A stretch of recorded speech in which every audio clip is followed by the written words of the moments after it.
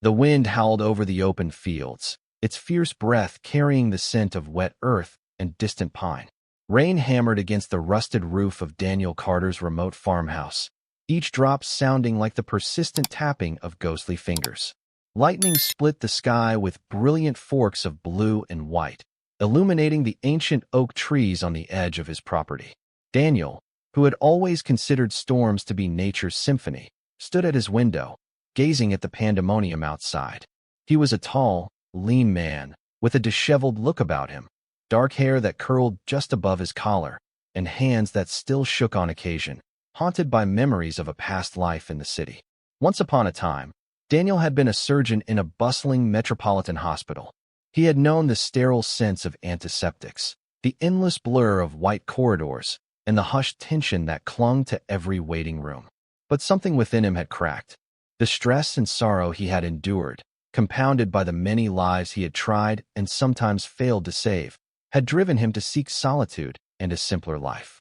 Thus, he had purchased this rural expanse, its rolling hills and stout trees a haven for his weary soul. In this remote corner of the world, he had discovered a strange, comforting peace. When he glanced once more at the oak grove, a flash of lightning revealed a curious shape resting near the largest tree. At first, he thought it might be a downed branch caught in the swirl of wind. Then the next lightning strike came, and he glimpsed a pale glow emanating from that shape, an otherworldly glimmer that made his heart thud in his chest. He felt an inexplicable pull, an urge to find out what had come upon his land during the night's ferocious storm. He threw on his waterproof jacket, donned heavy boots, and ventured out into the tempest. Rain pummeled him. The sky roared with thunder. But no matter how fiercely it poured, he pressed on, breath pluming in the cold air. His flashlight flickered across the tall grasses, their edges shimmering with storm water, until he approached the oak grove.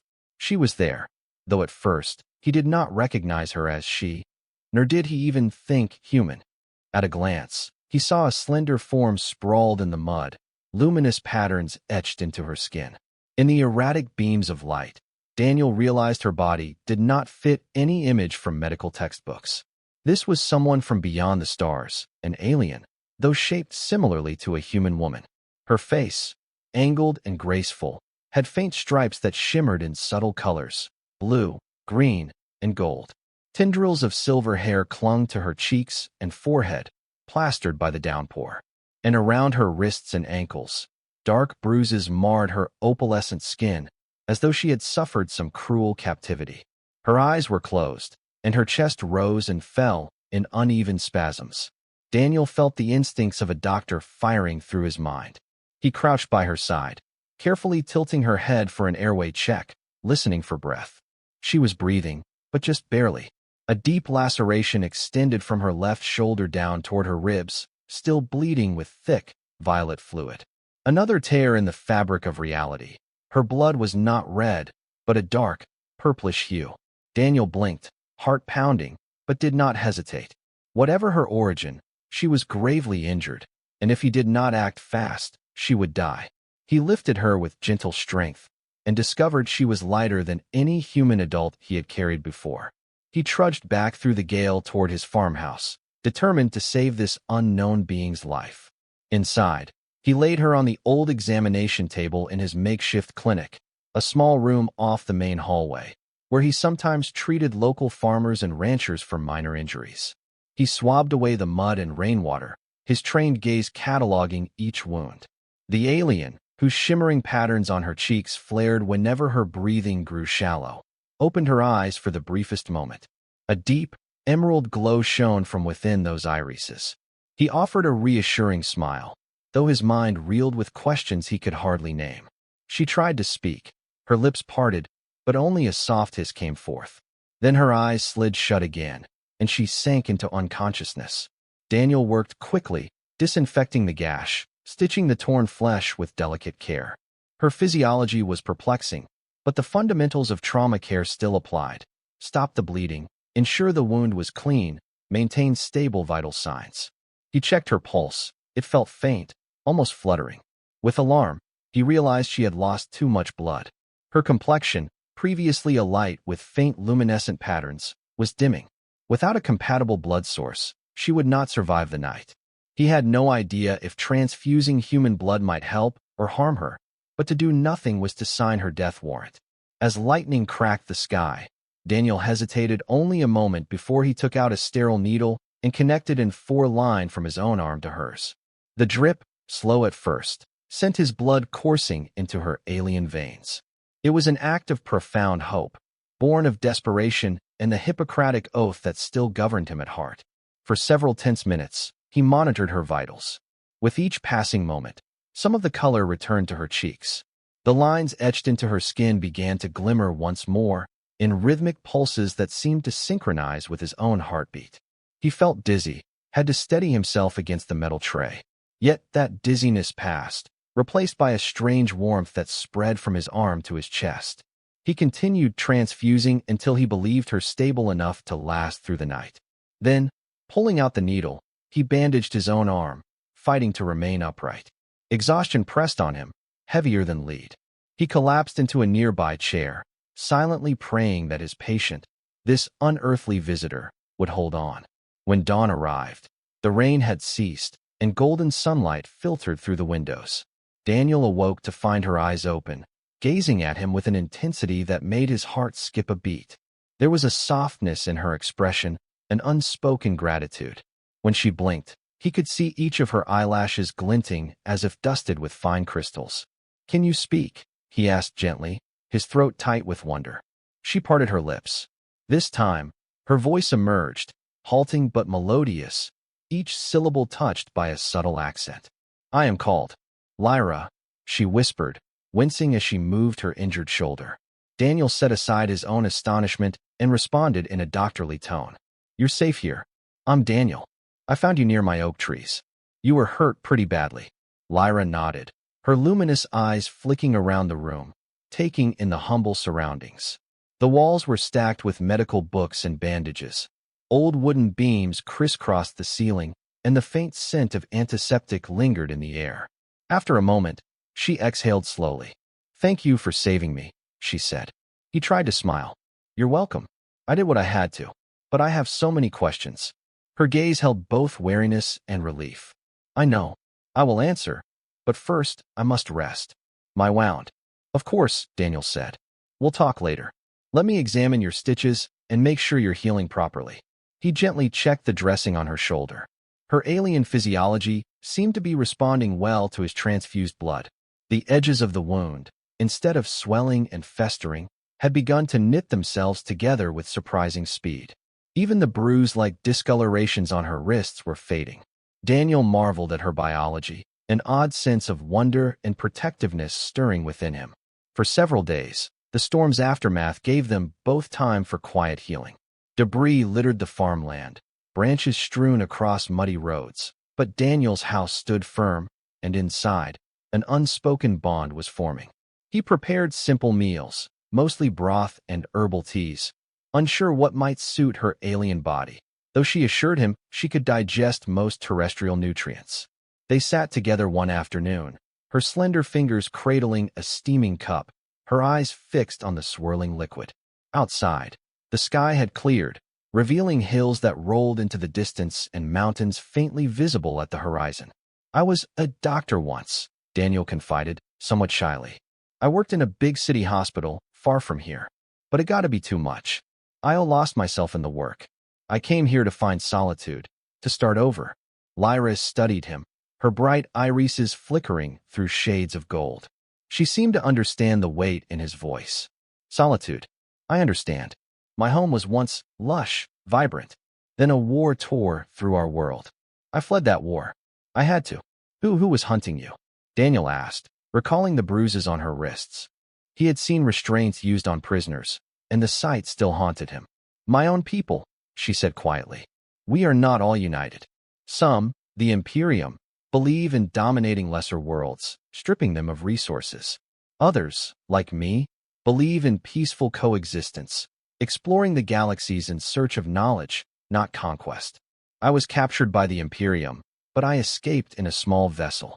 And you crashed here." She let out a trembling breath. "Yes, the storm pulled my craft into your planet's atmosphere. Something in your environment overwhelmed my navigation. I tried to control the descent, but I lost consciousness. I must have ejected near your home. Daniel looked at her glowing veins, the faint patterns shimmering beneath her skin. He felt both awe and dread, imagining the scale of a war among the stars. I'm glad you survived, Lyra. Her eyes grew moist. Because of you. They shared a moment of quiet understanding. Although their worlds were separated by unimaginable distances, their fates had become entwined. Daniel knew that if the broader world discovered her existence, countless forces would scramble to capture her, for study, for exploitation, or worse. The thought of it made his stomach twist. He vowed, silently, to protect her. Over the following weeks, Lyra's wound healed at a pace that defied all medical explanation. Daniel watched her regain strength each day, her posture straightening, her voice becoming firmer. She began to help him with small chores, and he showed her around the farmland, teaching her how to spot rabbit tracks in the soft dirt or how to gather eggs from the chicken coop without alarming the hens. At dusk, they would stand near the barn, gazing at the horizon where the setting sun painted the clouds in hues of pink and orange. Lyra would tilt her head, eyes reflecting the sky's colors, as though memorizing each new wonder of this planet. Sometimes, she spoke of her homeworld, describing fields of luminescent flowers that glowed in the twilight, and crystal lakes that resonated with gentle musical tones when the wind caressed their surfaces. Though Daniel could hardly imagine such vistas, her descriptions filled him with a yearning to see them for himself. And yet, sadness colored her voice each time she recalled what the war had cost her people. One morning, while Daniel was mending a fence, Lyra approached with an uncertain expression. I've been feeling unusual, she said hesitantly. My body's rhythms are changing. I fear something has happened inside me since you gave me your blood. Immediately, Daniel's medical instincts flared with concern. He set down his tools and led her into the farmhouse, guiding her to the examination table where he had first tended her wounds.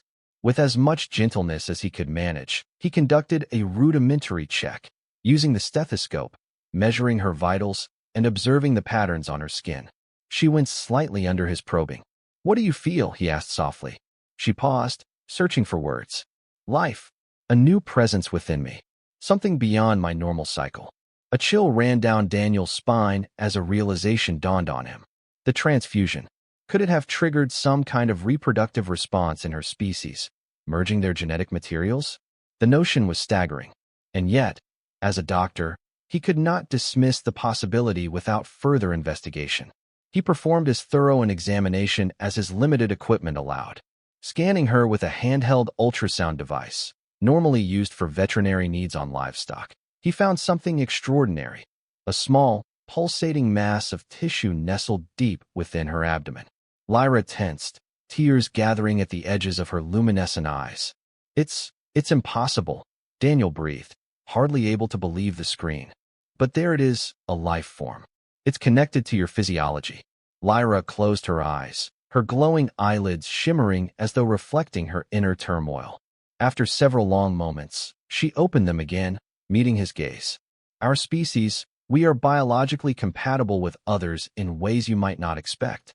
In the old legends of my people, it is said that a transfusion can seal fates. If the connection runs deep, if the blood resonates, perhaps this is the outcome. Daniel placed a trembling hand on her shoulder, offering what comfort he could. We'll figure this out, Lyra. I promise. Though shock reverberated in Daniel's mind, an undercurrent of wonder also coursed through him. An interspecies child, conceived by transfusion, an idea that defied everything known to modern science and medicine. He recalled countless nights in the city hospital, where life and death had always wrestled, each birth a miracle, each loss a profound tragedy. Now, a miracle was forming here, in this modest farmhouse, between a human and a voyager from the stars. In the days that followed, Lyra's body adjusted to its new reality. At first, the changes were subtle, a slight shift in her appetite, occasional fatigue. But as the weeks passed, the pregnancy became more evident. Her glowing lines grew more pronounced, each color pulsing gently, as though in tune with the new life inside her. She reported strange dreams, in which she and Daniel roamed vast cosmic oceans, or soared through starry skies holding hands. Amid the quiet wonder of these developments, a threat lurked. In a neighboring county, rumors circulated about unusual sightings in the sky. The local authorities, alarmed by the swirling stories, notified higher government agencies. Reports trickled through about men in dark suits, driving unmarked cars. Word on the grapevine was that they were investigating a possible extraterrestrial event. Daniel had no illusions. If they found out about Lyra, they would take her away, likely never to be seen again. Concerned for her safety, Daniel began to keep a lower profile. He only drove into the nearby town for essential supplies and did his best to downplay any hints of an alien presence. Lyra, in turn, stayed within the boundaries of the farm. At night, they sometimes switched off all the lights and observed the headlights of suspicious vehicles creeping along the distant roads. Still, within the farmhouse walls, their bond deepened. In quiet moments, Daniel would rest a hand on Lyra's belly, feeling the gentle stirring of what they now called the child. He sometimes found her studying him with a peculiar softness, her luminous eyes reflecting a mixture of awe and gratitude. He wondered if this was love, transcending species, and if so, how the world would ever understand it. One morning, months into the pregnancy, Lyra awoke with a cry of pain. Daniel rushed to her bedside, heart pounding. She clutched her abdomen, the glowing patterns on her skin flickering erratically. A sheen of sweat covered her forehead, and she gasped between clenched teeth. He gently laid a hand on her. "Breathe, Lyra. Tell me what you feel." "Constrictions, waves?" "I think," she gasped. "The baby might come sooner than expected." Daniel's mind raced. While he had delivered human babies, this was entirely new territory. He retrieved every medical supply he possessed: sterile gloves, clamps, antiseptic solutions, absorbent cloths. The old wood floors of the farmhouse seemed to vibrate with tension. Over the next few hours, Lyra's pain ebbed and flowed in powerful waves. She gripped Daniel's hand with surprising strength. He wiped her brow, spoke soothing words, recalling how midwives often guided anxious mothers through labor. The child within her seemed to possess an accelerated growth cycle, a phenomenon possibly triggered by the transfusion's genetic synergy. As the contractions intensified, lightning once again illuminated the sky, an echo of the storm from the night Lyra had first arrived.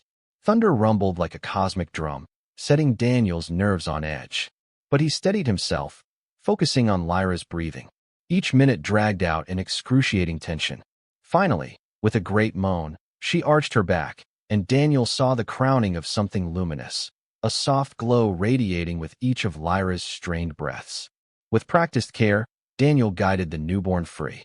The child's body glistened with a gentle luminescence, a faint echo of Lyra's patterns, but also bearing the more subdued hues of human skin. A hushed gasp of awe escaped Daniel's lips as he laid the baby on Lyra's chest. Tiny eyes blinked up at them, shining with an otherworldly light, an impossible blend of father's and mother's essence. Tears streamed down Lyra's cheeks. Her entire body trembled with relief, exhaustion, and joy. Daniel felt an overwhelming rush of tenderness. He had once delivered human infants, but never had he witnessed a moment that resonated so deeply with possibility. In that instant, the farmhouse seemed like a cradle for a new future, one that transcended the boundaries of earthly understanding. But relief was short-lived. Before Daniel could even clean away the afterbirth and settle Lyra comfortably, headlights flashed outside. The unmistakable crunch of tires on gravel reached his ears. Fear gripped him. He peered out the window and saw 3 dark SUVs rolling up the dirt road. Government plates. "Lyra," Daniel said in a hushed, urgent tone. "They're here. We have to hide." Weak from childbirth, Lyra clutched the baby protectively, but nodded. Daniel helped her up, though her legs wobbled. Quickly, he guided her to the back of the house, toward an old cellar once used for storing preserves and wine. He flung open the door and helped her down the steps into the musty darkness. "Stay quiet," he whispered, his voice trembling. "I'll do whatever I can to keep them away from you." She pressed the sleeping infant close to her chest, eyes wide with alarm. "Daniel, please be careful," she said through gasping breaths. He nodded, swallowing his own terror. With that, he closed the cellar door and covered it with a spare rug. Then he smoothed out his sweat-dampened shirt, checked his reflection in a dusty mirror, and walked to the front door as the knocks echoed through the hallway. Standing on his porch, drenched in the residue of yet another storm, were 4 men and 1 woman, all dressed in dark suits.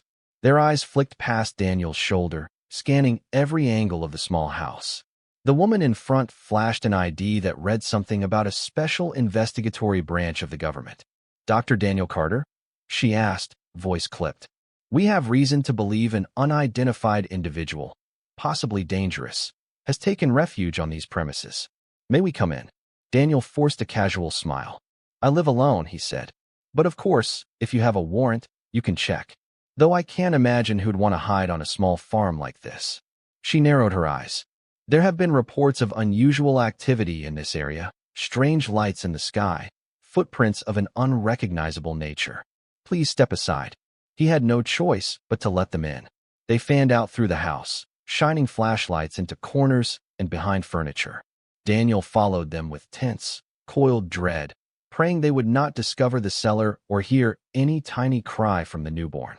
He tried to act as though it was all a minor inconvenience. They rummaged through his rooms, overturned old boxes. One agent stepped into the makeshift clinic, scanning the metal table and the medical supplies with a grim expression. "You keep a lot of advanced gear here," he commented. "Old habit," Daniel replied, shrugging. "I'm a retired surgeon. Sometimes the neighbors need stitches or the animals need care." The agent grunted noncommittally. Daniel's stomach twisted with every second. At any moment, a baby's cry might ring out through the floorboards, and then everything would be lost. But the child, mercifully, remained silent in Lyra's trembling arms. Finally, after nearly half an hour of tense searching, the agents began to congregate in the main hall again. The woman in charge cast Daniel a sharp glance. "We'll be in the area for a while," she said. "If you see anything out of the ordinary, you will inform us immediately." "Understood," Daniel nodded, trying to force a polite smile. "Of course." Without another word, they trooped out of the house, climbed into their SUVs, and rumbled away into the rainy twilight. Only when their taillights vanished beyond the bend in the road did Daniel feel his heart resume a normal rhythm. He bolted the front door and rushed to the cellar, throwing it open. There, in the dim glow of a single overhead bulb, Lyra sat on a crate, the baby cradled against her chest, her tears streaking luminous paths down her cheeks. She looked at Daniel with a mixture of relief and love that nearly broke his heart. "They're gone for now," he whispered, stepping down and kneeling beside her. "But they'll be back." Lyra nodded, exhaustion evident in her features. "What do we do?" Daniel carefully draped a blanket over her and the newborn, then thought of a possible plan. He knew these investigators would not give up easily. Eventually, they would scour every inch of the property, possibly with advanced scanning equipment. They might discover her crashed vessel if they tracked it somewhere else on the land, or find traces of her unique biology. They had to leave, but where could they go? The following day, after Lyra had rested a bit, Daniel introduced her to his old pickup truck. He packed essentials, medical supplies, baby needs, some cash, and personal documents. They had to vanish from this place, blend into the wider world until they found a safe haven, perhaps contact someone sympathetic or find an obscure corner where no one would suspect them. They drove off at dawn, the child nestled securely in Lyra's arms. Daniel glanced in the rearview mirror at the farmhouse disappearing behind a thin line of dust. A surge of emotion rose in him.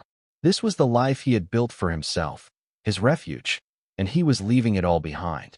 But he looked at Lyra and at the tiny infant that blinked with luminous eyes, and he knew there was no other choice. For days, they traveled winding back roads, avoiding major highways. Lyra marveled at the passing landscapes, forests, deserts, rolling plains. She found beauty in every new horizon. The child, who they named Astra, meaning of the stars, remained quiet for the most part, occasionally gurgling with curious sounds that stirred Daniel's paternal instincts. Whenever they stopped for gas or food, Daniel always parked away from windows and tried to keep Lyra concealed under a hood or wearing large sunglasses. Once, they nearly ran afoul of a police checkpoint, but Daniel managed to steer onto a side road just in time. They spotted government SUVs prowling some towns, reminding them how relentless the pursuit might be. Anxiety weighed heavily on them both, but each time Daniel felt doubt creeping in, a single glance at Lyra and Astra reignited his resolve. Eventually, they reached a remote mountain region with towering pines and narrow, winding roads that few tourists ever ventured to explore. In a secluded stretch of forest, they found an abandoned cabin, its roof sagging slightly but still intact. It was hidden among thick fir trees, a crumbling testament to a past occupant's lonely dream. Daniel checked the place carefully, ensuring no one was around, then helped Lyra inside. Despite its dilapidated state, the cabin offered shelter and a semblance of safety. Daniel set to work cleaning what he could, patching holes in the walls, and removing tattered furniture. Lyra bathed Astra with lukewarm water from a nearby stream. Though the nights were cold, Daniel started a small wood fire, the crackling flames providing warmth and dancing shadows on the rough wooden walls. They ate simple meals, canned goods and dried foods from their supplies, and each night, they held one another close, cherishing the fragile security they had carved out in a world that would not understand them. In those quiet intervals, Lyra would share details about the conflict ravaging her star system, how her people had once lived in harmony with neighboring worlds, only to face the rising ambition of the Imperium. She feared that if the Imperium ever reached Earth, they would devastate it, just as they had done to countless other planets. Daniel, hearing these stories, wondered if any government on Earth would be prepared for such a threat, or if they would simply see an opportunity to seize alien technology and turn it into a new arsenal for human wars. One clear evening, under a canopy of shimmering stars, Lyra stepped outside the cabin to breathe in the pine-scented air. Daniel followed with Astra in his arms, rocking her gently. The baby's faint glow lit Daniel's face, and he watched Lyra raise her gaze to the cosmos. Her features were etched with sorrow and hope, a contradiction that defined so much of her existence. "Sometimes," she said softly, "I long to return to the skies, to find a world where Astra can grow without fear." Daniel approached her, nestling Astra closer. "We'll find a way to make a future here," he replied, voice low and determined. "I can't promise it will be easy, but you're not alone." She turned to face him, tears glistening on her iridescent lashes. "Daniel, I never thought I could feel what I do now. In my world, we speak of cosmic harmonies, energies that bind beings together in ways that defy logic. It seems the transfusion created a bond between us, deeper than mere genetics." He gently placed his free hand on her cheek, feeling the warmth of her luminescence. "I feel it too," he murmured. "Whatever happens, we face it together." In the days that followed, they settled into a humble routine, scavenging for firewood, collecting water, and tending to Astra's needs. Lyra continued to recover from childbirth, aided by her species' rapid healing. Daniel also discovered that the child's nutritional requirements were slightly different. Astra thrived on a combination of normal baby formula and a special herbal mixture Lyra created from forest plants. Despite the tranquil surroundings, a sense of impending danger loomed. Government forces, so methodical and unyielding, would not stop searching for the extraterrestrial incursion. Each distant hum of an airplane made Daniel's heart pound. Each rustling bush at night set Lyra's nerves on edge. Their fears were realized one afternoon when Daniel went to gather mushrooms near a mossy rock formation. On his way back, he spotted a black helicopter sweeping low over the treetops. His pulse skyrocketed. He sprinted through the undergrowth to warn Lyra, only to find the cabin already in the helicopter's searchlight. They had to flee, again.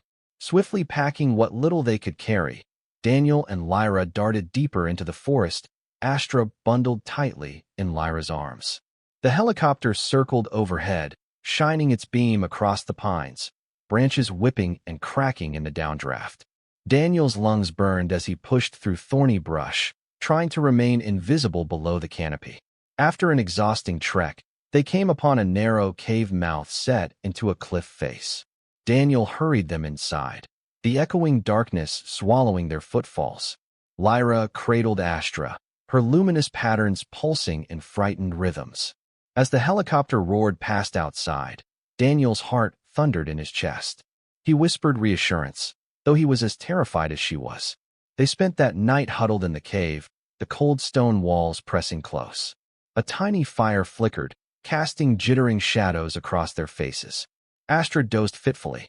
Eventually, the helicopter noise faded, replaced by the natural hush of the forest. But Daniel knew they couldn't hide in a cave forever. In the flickering light, Lyra breathed out slowly. "We can't live like this, Daniel. Always running." He stared into the flames, desperation knitting his brow. "I know, but we have to keep you and Astra safe. We have to find someone who can help us." She nodded, tears glimmering. "I wish there were others like you. Compassionate, willing to protect." Daniel rubbed his eyes, recalling old colleagues from his time in the city. Some were good men and women, brilliant scientists, or doctors with open hearts. But who could they trust not to betray Lyra to the government? Then he recalled a friend, Dr. Elizabeth Hayworth, someone who had been outspoken about ethical treatment of experimental subjects, who had parted ways with a major research institution over moral disagreements. Elizabeth's lab was rumored to be in a discreet facility near the coast, privately funded, free from direct government oversight. If anyone might understand and be willing to help, it was her. That night, he shared the idea with Lyra, who agreed it might be their best chance. So began another long journey, this time with an actual destination. Under cover of darkness, they skirted forest roads and seldom-used highways, making their way toward the coast. Daniel didn't know if the black helicopters or the men in suits were still following, but he didn't dare let his guard down. At last, they arrived at a remote coastal town. Waves crashed against rugged cliffs, and seagulls wheeled overhead. Dr. Hayworth's lab, a modest building perched near an old lighthouse, stood at the end of a secluded drive. Daniel's nerves twisted. So much rested on this meeting. He rapped on the lab's steel door, heart pounding. Footsteps approached, and there stood Elizabeth, mid-40s, hair streaked with gray, eyes sharp with intelligence. She blinked in astonishment at seeing her old colleague, haggard, accompanied by a strange woman holding a small infant. "Daniel," she breathed. "My God, it's been ages. Are you all right?" He exhaled a trembling sigh. "I need your help, Elizabeth. I know it's asking a lot, but please, let us in." She studied them for a long moment, then nodded, stepping aside to allow them entry. Once inside the lab's sterile corridors, Daniel explained everything. He held nothing back. Lyra's crash, the blood transfusion, the miraculous pregnancy, the birth of Astra, and the relentless pursuit by government forces. Elizabeth listened, wide-eyed, occasionally glancing at Lyra with a mixture of awe and curiosity. When he finished, Elizabeth remained silent for several heartbeats, clearly overwhelmed. Then she reached for Lyra's hand, a gentle compassion in her gaze. "You must be exhausted, both of you. And the baby, she's extraordinary. I don't pretend to understand all the implications, but I want to help, if I can." Relief flooded Daniel's chest. He glanced at Lyra, who offered a small, hopeful smile. Under Elizabeth's guidance, they settled into a secluded wing of the lab. The place was quiet, mostly used for cutting-edge stem cell research, with only a handful of staff. Elizabeth confided that she had full autonomy to conduct ethical experiments as she saw fit, with minimal outside scrutiny. It was precisely the sort of sanctuary they needed, at least temporarily. Over the subsequent days, Elizabeth performed discrete tests on Lyra and Astra, ensuring they remained in good health. She marveled at their unique physiology, remarking that Astra's cells displayed a rapid adaptability that might hold astounding medical potential. Still, Daniel insisted that the child was not some specimen to be studied relentlessly. She was his daughter. Elizabeth respected that boundary. Occasionally, the staff glimpsed Lyra walking in the hallways, carrying Astra. They greeted her politely, but with clear astonishment. Word spread that the facility was hosting a special research subject, though Elizabeth gave strict orders that no one was to reveal this to anyone outside. Gradually, Daniel began to feel the crushing weight of constant fear lift from his shoulders. He found himself laughing with Lyra as they strolled along the lab's courtyard, where manicured hedges lined a path overlooking the crashing waves. Astra, bundled in a soft blanket, gazed at the world with wide, curious eyes. At night, they found a small suite of rooms to call their own, sterile but comfortable enough. Daniel slept lightly, though, always half expecting the door to burst open with armed agents. Weeks passed without incident, and for a moment, Daniel let himself believe they might have truly found safety. Lyra recovered her strength, even began assisting Elizabeth with her research in small ways, fascinated by the healing properties of Earth's flora and by the technology humans used for genetic analysis. The two women, one human and one alien, occasionally talked at length about the deep parallels between medicine on their respective worlds, how compassion and care transcended the boundaries of species. But fate had other plans. One afternoon, a helicopter thundered above the cliffs, then landed near the far edge of the lab's property. Out poured men in dark suits again, accompanied by uniformed military personnel. They marched toward the building with cold determination. Inside, an alarm was triggered. Elizabeth rushed to find Daniel and Lyra. "They're here," she gasped. "Somehow they tracked you. We have minutes at best." Panic surged. Lyra clutched Astra, who let out a frightened wail. Daniel exchanged a desperate glance with Elizabeth. She bit her lip. "We have a back exit that leads down the cliff to a hidden cove. You can hide there, or better yet, escape by boat if you can navigate. Go quickly." Time blurred. Daniel guided Lyra, who held Astra protectively, through sterile hallways echoing with urgent footsteps. Meanwhile, Elizabeth confronted the intruders in the main atrium, stalling them, claiming that no unauthorized personnel were on site. But the men seemed to know exactly why they had come. Daniel led Lyra down a narrow stairwell, which opened onto a small path carved into the cliffs. The wind whipped at them mercilessly, the crash of waves growing louder. Far below, an old motorboat bobbed at a tiny dock, battered by the surf. Daniel's heart thundered. He had limited experience with boats, and the ocean swelled dangerously. But staying would mean capture, perhaps far worse fates. They hurried onto the dock. Daniel helped Lyra and Astra board, then fumbled with the motor. It coughed, sputtered, and roared to life. Above, on the cliff's edge, black-clad figures appeared. Daniel and Lyra locked eyes, hearts pounding in unison.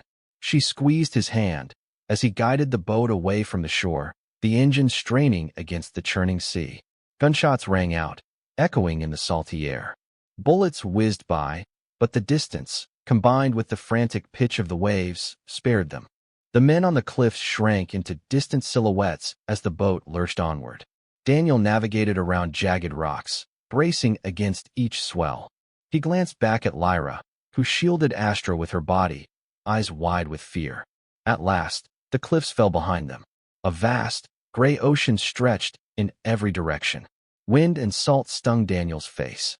He had no real plan, only the hope that they could vanish into the sea, find some distant shore or safe harbor. The boat's gas tank hovered near empty, though, and the engine sputtered ominously. After hours of tense motoring, the engine finally died with a cough, leaving them adrift. The setting sun bled across the horizon, painting the waves a deep crimson. Exhausted, Daniel sagged against the hull. Lyra clutched his hand, her eyes filled with mingled terror and trust. Astra whimpered softly. Silence.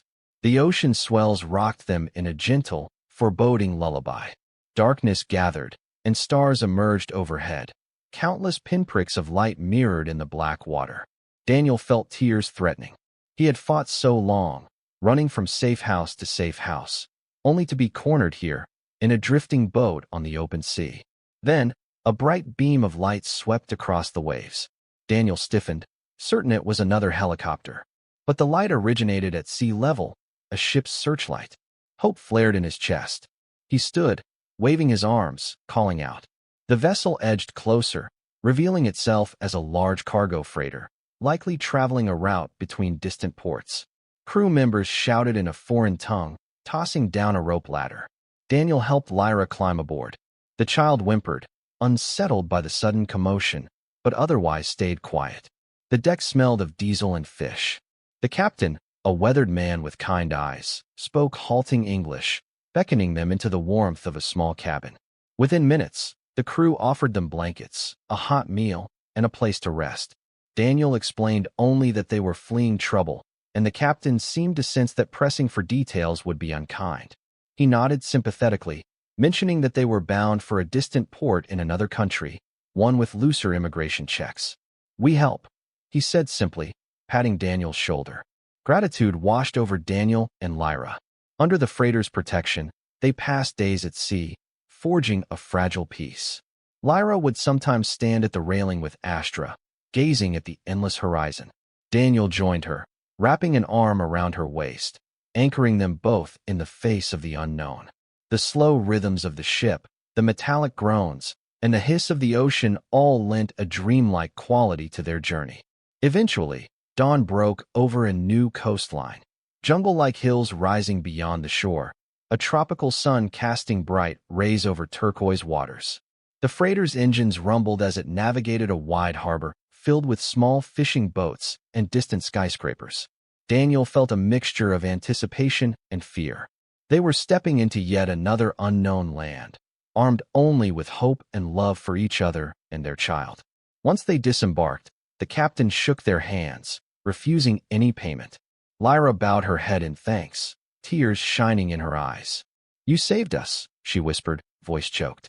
The captain only offered a gentle smile, as though helping lost souls was all in a day's work. So it was that Daniel, Lyra, and Astra found themselves in a bustling coastal city far from the eyes of their pursuers. Vibrant markets spilled onto crowded streets, the air heavy with spices and tropical scents. Street vendors hawked brightly colored fruits, and music drifted from open windows. At first, Daniel felt disoriented by the noise and energy, but he soon realized that in such a swirl of humanity, they were less likely to be singled out. They rented a small apartment with money Daniel had tucked away for emergencies. It was a cramped, two-room dwelling on the edge of a lively district. At night, neon lights flickered across their windows, and the hum of traffic became their lullaby. Yet for the first time in a long while, Daniel felt the tension in his shoulders ease. Lyra adapted quickly, learning the local dialect, using a shawl to cover her more unusual features when they ventured outside. Astra continued to grow at a remarkable pace, already more alert and responsive than most human infants of comparable age. Sometimes, Daniel worried about what that rapid growth might mean in the long run. But each day was a gift, a chance to be a family without immediate threats. He found work at a small clinic run by a charitable organization, treating impoverished residents of the city. The clinic's director, a kind-hearted woman named Marisol, didn't pry too deeply into his background, only cared that he was skilled and compassionate. It felt like redemption to Daniel, finally practicing medicine again, using his gifts to heal. Lyra, meanwhile, stayed home with Astra or ventured out to buy groceries, blending discreetly into the crowds. Their idol was not perfect. Government agencies had long arms, and the specter of the Imperium still lingered in Lyra's nightmares. Yet, as months slid by, it seemed they had finally found a semblance of peace. One evening, returning late from the clinic, Daniel discovered Lyra standing at the window, Astra in her arms. The child, not quite a toddler but clearly no longer a newborn, reached for Daniel with an excited coo. He took her into his arms, marveling at her luminescent eyes. "Marisol offered me a permanent position," he told Lyra softly, smiling. "It could mean more stability for us." A faint grin curved Lyra's lips. "That's wonderful, Daniel." She paused, stroking Astra's hair. "Do you think we're safe now?" "Truly safe."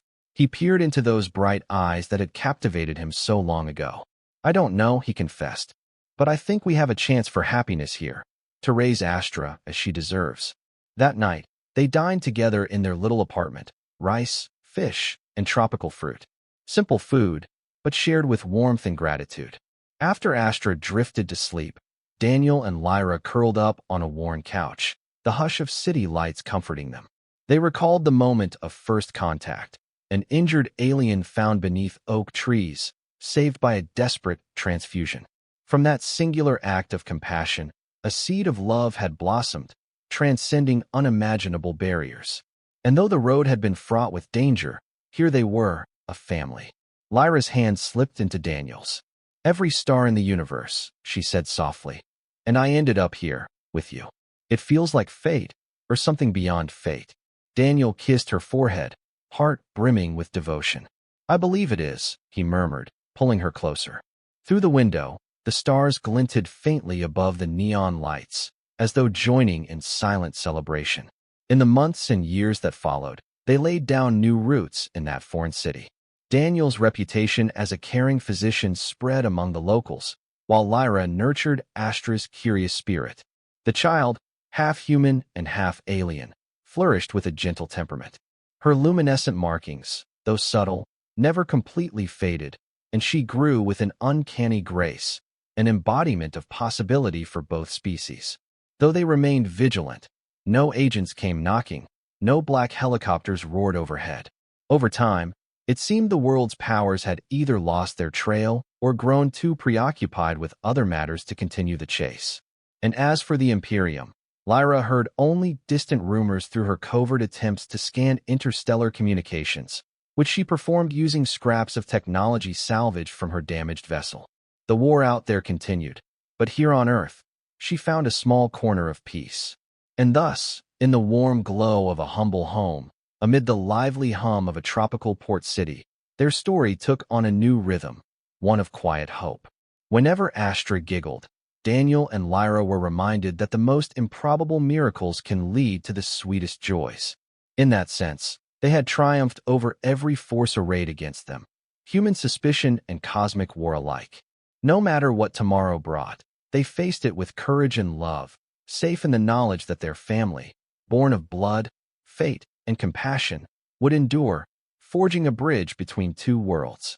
And so the story ends, not in sorrow or loss, but in the bright promise of a life shared, under stars that shimmered with infinite possibility. Happy endings come in many forms, and for Daniel, Lyra, and their extraordinary child, it arrived in the quiet blessings of each new dawn. Far from the storms of the past, cradled by the gentle hush of ocean waves, and guided always by the luminous bond they had created together.